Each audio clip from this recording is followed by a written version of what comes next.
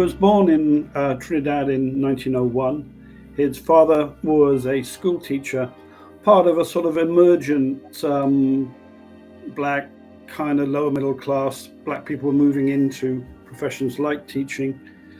His father was determined. There were three kids. CLR was the oldest and obviously bright. His father was determined, that he was the project, really. So he went with his father to live in Port of Spain, and his father kind of coached him for the entrance exam to get in a scholarship into Queen's Royal College, which was the top school in Trinidad. It was modelled on an English public school. James got in age 10 with a scholarship. He was already being talked about as the brightest boy on the island, and he went through Queen's Royal College. And at the end of that, the idea was every year there was one scholarship that would take you to England to study at Oxford or Cambridge. And everyone thought James was nailed on for that. But being the man he was, he increasingly decided to study the things that interested him and not really bother with the things that didn't. According to his niece and nephew, the family story was that he used to sit outside the classroom reading his own curriculum while people were taught inside the classroom. And that's what he was like as a teenager. And as a result, to everyone's shock and surprise, he failed the scholarship to come to England and basically became a teacher himself in Trinidad and spent the next 12 years sort of mostly kind of part-time teaching. He had a friend called Alfred Mendez, who was part of the Trinidad Portuguese community, who were, further up the scale, had more money. Alfie Mendez had his own library, and the two guys were kind of literary bohemians in Port of Spain. They listened to a lot of, they shared a lot of classical records with each other, and read all the English papers. They kept up with with the literary world, and they were determined they were both going to be literary stars. They both bizarrely went to live in, as it were, the ghetto of Port of Spain, in order to, get material to write novels. Both of them wrote novels. CLR said he wrote his in a month in the summer holidays, Minty Alley.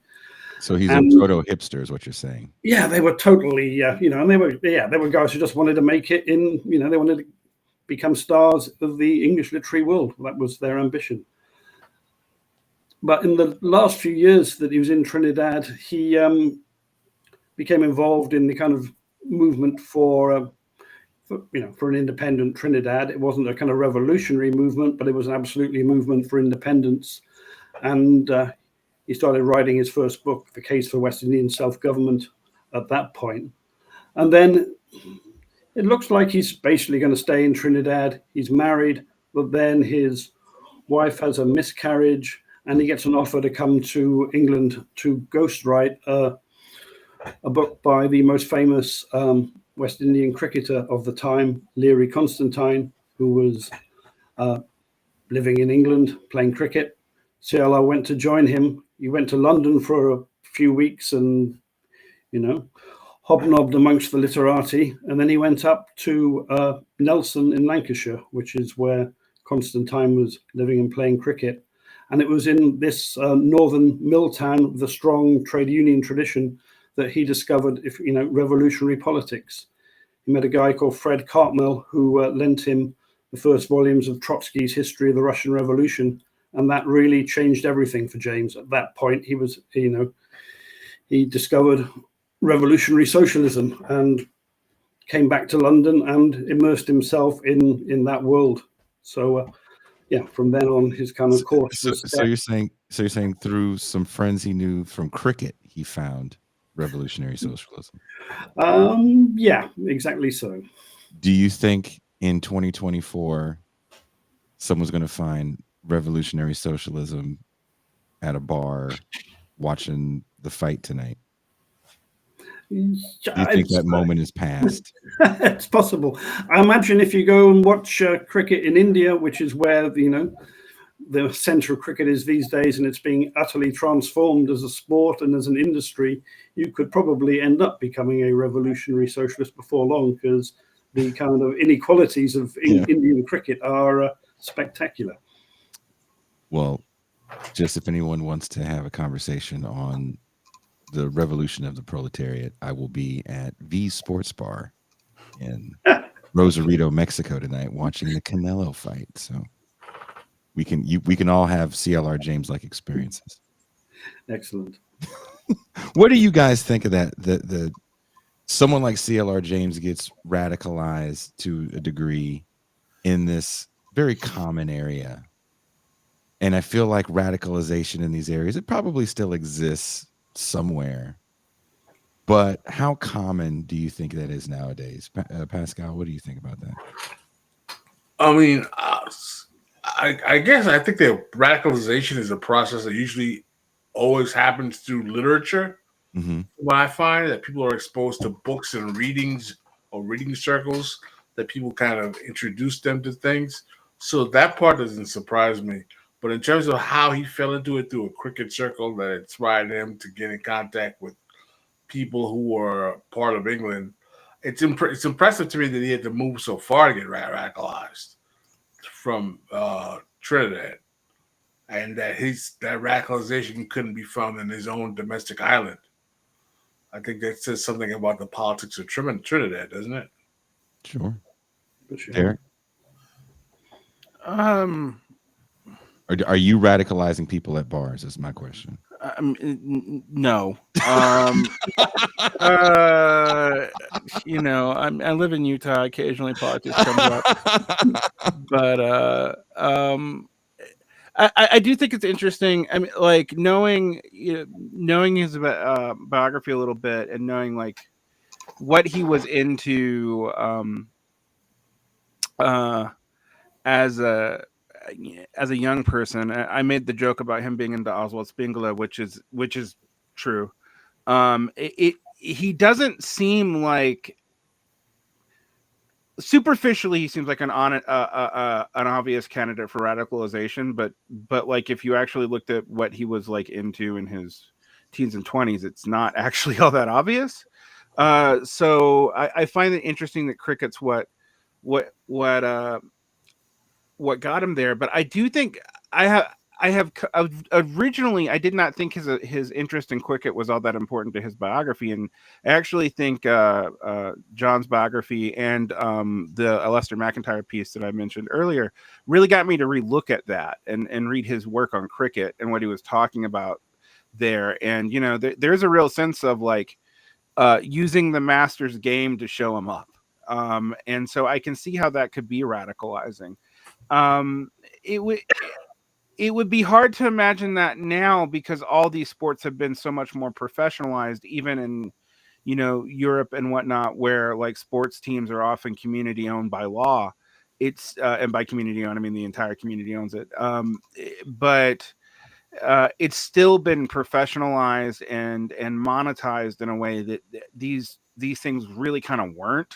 And CLR James's early life, and when he would have been writing about this in his late life would be the time where those were when you know, we might call it the Americanization of world sport was happening. So I do find it interesting, and I wonder if he would have had the same experience even in his own lifetime later on.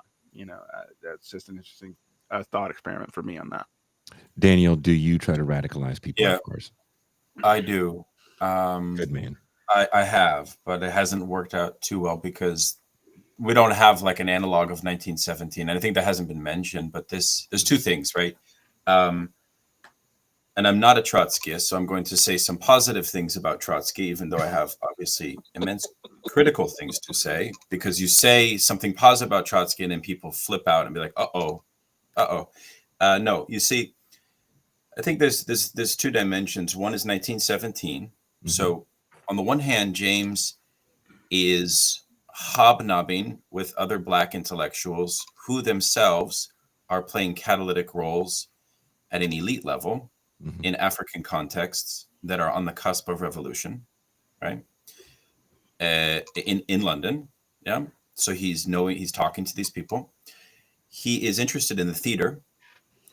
Trotskyism is itself a very theatrical production, in the sense that Trotsky wrote a book about the theory of Russian language, right? Which is still seen today as one of the finest contributions to the study of the Russian language. And he's an autodidact, just like James. Trotsky is. Trotsky learned like 5 or 6 languages while he was in prison. So there's a certain romanticism about Trotskyism, which is undeniable. The other thing is that if you had an oratorical charisma, yeah, if you could speak well, that was the name of the game in the Trotskyist circles. That's how you attracted people. James was drawn to Trotskyism because that allowed him to speak. And he, I think probably, John, you probably would agree, very much liked the challenge of public speaking. And it's a craft. It was a craft. It was a craft. It was a, he said, I will speak for 46 minutes. Okay. And he spoke for 46 minutes and he stopped. Or I will speak for 23 minutes and then he stopped. And that's something that happened even when he was teaching at the community college in Washington, D.C. So there's a certain wild autodidacticism and romanticism. And also James was trying eventually to get the Black Jacobins turned into a theater play, right? Mm-hmm. So there's this theatrical dimension, right? This is not the age of social media. This is people coming together to convert people to revolutionary socialism, right? And so while the Trotskyists, by the way, always made fun of James and alienated him, thanks to John's biography, I realized this, precisely because they said to him, you're too bohemian for us. You can give a good speech, but you don't know how to, you're not a worker. Like, you don't really know about the workers. I was curious what John thought about that, actually, but that's my thought. Derek, I know you want to say something.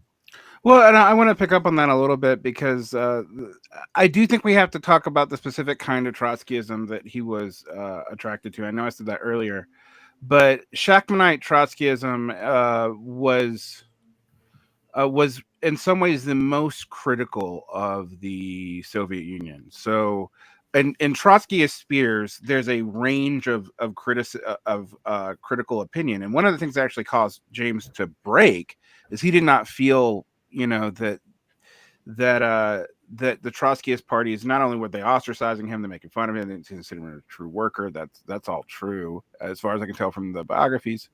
It also seems like they became too defensive of the Soviet Union. So I mean, there is particularly in the 50s after the Khrushchevite thaw.